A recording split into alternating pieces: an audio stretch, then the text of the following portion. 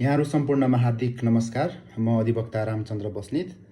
आज मैले एउटा छुट्टै अदालत सम्बन्धीको एउटा भिडियो लिएर यहाँहरूमाझ आएको छु। मैले अदालतमा काम गर्दै गर्दा मसँग जोडिनुभएका या नजोडिनुभएका धेरै अदालतका सेवाग्राहीहरूले मलाई फोन गरेर यो विषयमा धेरैले मसँग कौतूहलता व्यक्त गर्नुभएको थियो। त्यस कारणले गर्दा उहाँहरूलाई मैले त्यो जवाब त दिइसकेका छु र यो सँगसँगै मैले अलिकति मेरो यो सोसल मिडियाको प्लेटफर्म मार्फत केही कुराहरू मैले यसमा राखिदिएँ भने उहाँहरूलाई अझ बढी सजिलो हुन्थ्यो भन्ने हिसाबले मैले यो भिडियो बनाउन गइराखेको छु।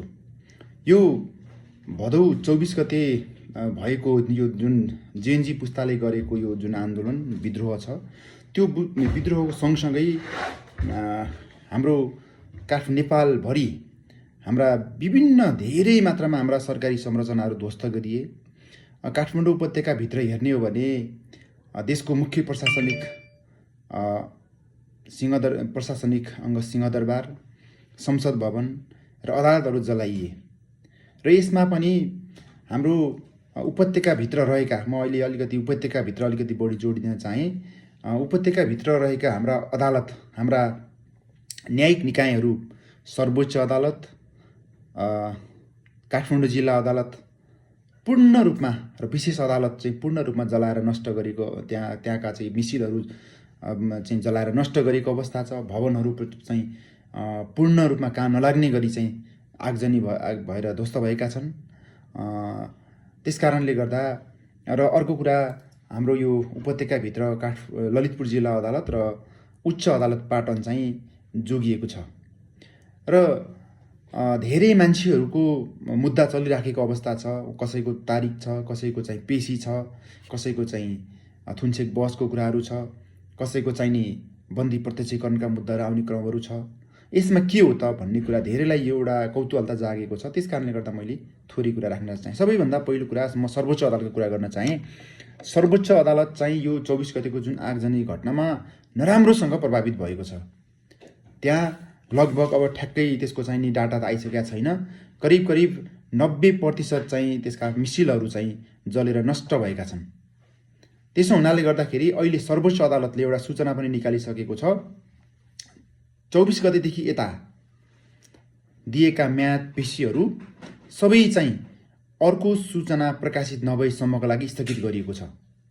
सर्वोच्च अदालतले जब यो सबै पूर्वाधारहरू केही आफ्नो काम गर्ने तौर तरिकाहरू तयार गर्छ, त्यसपछि एउटा सूचना निकाल्छ। त्यो सूचना निकालेर 30 दिनभित्र तारिकहरू, पेशीहरू छ भने तपाईँहरूलाई बाटोको म्याद दिएर 1 महिनाभित्र तपाईँलाई थाम्ने म्याद दिएर तपाईँ बाटोको म्याद लिएर आएर त्यो तारिकहरू थाम्न सक्नुहुन्छ भनेर उसले सर्वोच्चले सूचना जारी गर्छ। त्यस कारणले गर्दा अहिले यदि त्यो सूचना नआएसम्म जसको त्यहाँ तारिक छ, पेशी छ, तपाईँहरू कोही पनि आत्तिनु पर्दैन। त्यो सूचना निकालिसकेपछि अहिले पनि तपाईँहरू आफ्नो कानुनी व्यवसायीसँग सहकार्य गर्नुहोस्, होइन, उहाँहरूसँग सोधपुछ गर्न सक्नुहुन्छ। र अहिले तपाईँहरूको मुद्दा के भइहाल्ला, मेरो मिसिल सबै मिसिलहरू खरानी भएको रहेछ, मेरो मुद्दा के होला भनेर जुन तपाईँहरूलाई जुन एउटा मनमा एउटा खालको पीर परेको छ, त्यो पीर समाधान हुन्छ। त्यसका लागि हामी जस्ता कानुनी व्यवसायीहरूसँग हामीले हेरेका मुद्दाका मिसिलहरू हामीसँग हुन्छन्, हामीसँग ती फाइलहरू छन्। हामीले पनि त्यो फाइलहरू अदालतसम्म पुर्याएर अदालतलाई सहयोग गर्नेछौँ। त्यस कारणले तपाईँहरू कोही पनि त्यसबाट भयभीत हुनुपर्ने अवस्था छैन। एउटा नम्बर पहिलो कुरा। त्यस्तै दोस्रो कुरा, उच्च अदालत पाटनसँग सम्बन्धित कुराहरू केही राख्न गइराखेको छु। उच्च अदालत पाटनको चाहिँ भवन र त्यहाँका मिसिलहरू कहीँ पनि आगजनी भएन। त्यसो हुँदाखेरि त्यो हाम्रो सम्पूर्ण हाम्रा डकुमेन्टहरू, मिसिलहरू, फाइलहरू त्यहाँ सुरक्षित छन्। हाम्रो भवन त्यहाँ सुरक्षित छ।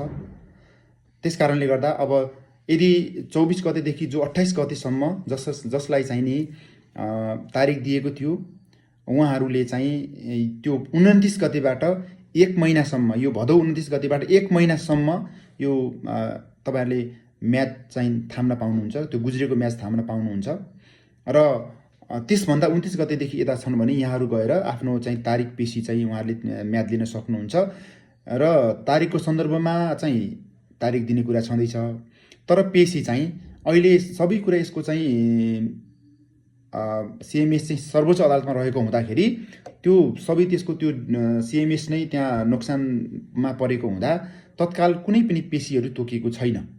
त्यसो हुनाले गर्दा त्यो पेशीको लागि पनि पछि म्याद दिँदै आइराखेको छ उच्च अदालतले पनि। त्यस कारणले गर्दा उच्चको लागि पनि यहाँहरू आत्तिनु पर्दैन। उच्च अब अहिले उच्चमा तत्काल पेशी पनि हुने अवस्था चाहिँ छैन, तर यहाँहरूको तारिक अर अन्य सूचना निकालेको छ, केही कामहरू सामान्य कामहरू भइ नै राखेको छ। त्यस्तै ललितपुर जिल्ला अदालत पनि सकुशल नै रहेको छ। त्यहाँ कुनै पनि आगजनी भएन, त्यहाँ फाइलहरू मिसियलहरू सबै सुरक्षित छन्। त्यसो हुँदा अघि मैले बताएअनुसार जे कुरा चाहिँ उच्च अदालतमा छ त्यही चाहिँ त्यहाँ पनि त्यही अवस्था हो। ललितपुर जिल्ला अदालतमा पनि अहिले तत्काल पेशी भएर पेशी अगाडि बढ्न सकेका छैन, तर अन्य कुराहरू जस्तो अदालती विभाग गर्ने कुराहरू छ, अधिकृत वारिसको कुराहरू छ, यी सबै कुराहरूको काम चाहिँ अहिले भइ नै राखेको छ। र यदि कसैको त्यो 24 गतेदेखि 28 गतेसम्मको कसैको चाहिँ तारिकहरू गुज्रिन गएको अवस्थामा 1 महिनासम्म उहाँहरूले पनि गुज्रेको म्याद थामेर अदालत जान सक्नुहुन्छ। त्योसम्मको छुट त्यहाँबाट दिएको छ। र अर्को कुरा काठमाडौँ जिल्ला अदालतको कुरा गरौँ। काठमाडौँ जिल्ला अदालत चाहिँ आगजनीमा परेर एकदमै ठुलो क्षति भएको छ। धेरै मिसिलहरू त्यहाँ सबै जस्तो मिसिलहरू जलेका छन्। र काठमाडौँ जिल्ला अदालतमा चाहिँ जसलाई तारिक पेशीहरू दिएको छ, अहिले तत्काल त्यहाँ काम गर्न सक्ने अवस्था छैन। त्यसो हुँदाखेरि जिल्ला अदालत काठमाडौँले एउटा सूचना प्रकाशित गर्यो। त्यो सूचनामा के भनियो भन्दा अहिले तत्काल आगजनीमा परेर चाहिँ काम हुने अवस्था छैन। त्यसो हुँदा अब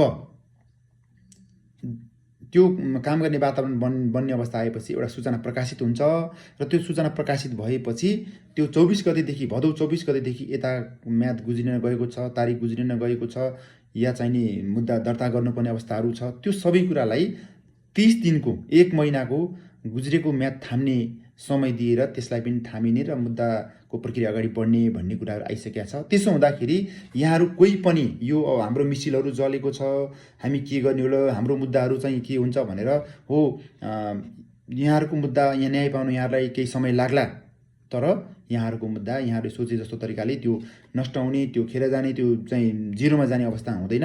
अदालतले आफ्ना संयन्त्रहरू मार्फत, कानुन व्यवसायीहरू मार्फत चाहिँ नि केही आफ्नो अब यो सिएमएसमा डकुमेन्टहरू छ त्यो मार्फत पनि त्यसलाई चाहिँ ल्याएर यहाँ मुद्दाको प्रक्रिया अगाडि बढाइ नै हाल्छ। त्यसो हुँदाखेरि यहाँहरू कोही पनि अदालतमा आँति राख्नु पर्दैन। उच्च अदालत पाटन र जिल्ला अदालत ललितपुरमा यहाँहरूको केही छ, तारिक म्याद छ भने यहाँहरू बुझ्न जान सक्नुहुन्छ।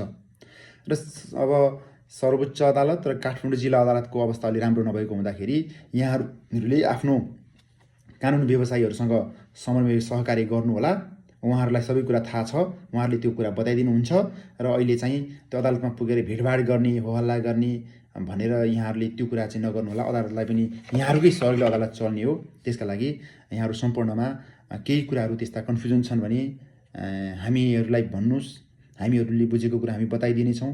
कानुन व्यवसायीहरूलाई भन्नुहोस्, उहाँहरूले यो कुराहरू बुझाइदिनु हुनेछ। मैले यहाँहरूलाई यति जानकारी दिएँ। हस्त धन्यवाद। नमस्ते।